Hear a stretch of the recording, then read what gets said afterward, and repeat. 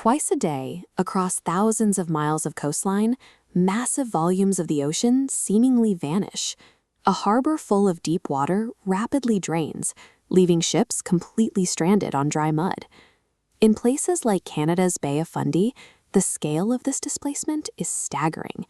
The water level there drops by 16.3 meters, roughly the height of a 5-story building, in exactly 6 hours. The ocean isn't the only thing moving. The solid rock beneath our feet also responds to this gravitational pull through a process called an earth tide. Every day, the ground you are standing on is physically pulled upward by about 30 centimeters. What kind of force is powerful enough to continuously stretch the planet's solid crust and displace millions of gallons of ocean water worldwide, day after day? To understand the physical changes happening right in front of us, we have to look outward to our place in the wider solar system. Looking at this top-down diagram of the Earth and the Moon, we can see the exact mechanics of this massive transfer of energy. The Moon has mass, which means it exerts gravity. That gravity acts as an invisible tether continuously pulling on the Earth, a pull known as a tidal force. Because liquid moves much more easily than solid rock, the Moon's gravitational pull drags the planet's oceans outward, forming a distinct bulge of water on the side of the Earth directly facing the Moon. However, due to the complex physics of how the Earth and Moon orbit each other, a counterintuitive effect occurs.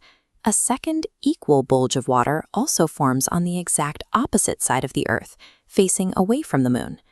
Now, factor in the Earth's 24-hour rotation. The water bulges stay relatively locked in place, pointing toward the Moon, while the solid Earth spins on its axes inside of them. As a specific location on the coast rotates into one of these deep bulges, the water level rises. Because it takes 24 hours to complete a full spin, a single coastline passes through 2 distinct water bulges every day, creating a high tide exactly every 12 hours. The rhythmic rising and falling of the oceans is a cosmic recording. You are watching the solid Earth spin beneath the Moon's gravitational grip. If we widen this diagram out to include the Sun, the mechanical system becomes even more extreme. The Sun is millions of miles further away from us than the Moon, but it is so massive that its gravity also exerts a significant tidal pull on our planet's oceans.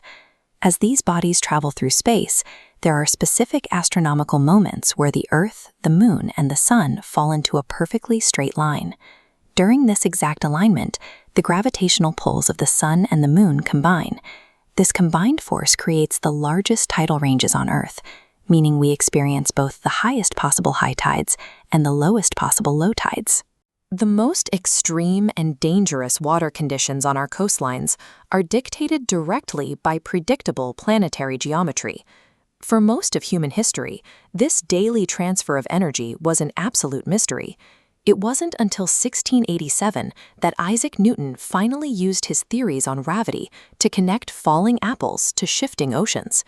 Today, we know that deeply intricate biological systems rely on this clockwork.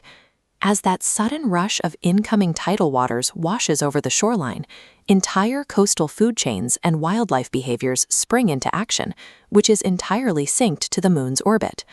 Human engineering now harnesses the massive kinetic energy of this water movement, capturing the physical force of changing tides to generate electricity for local grids.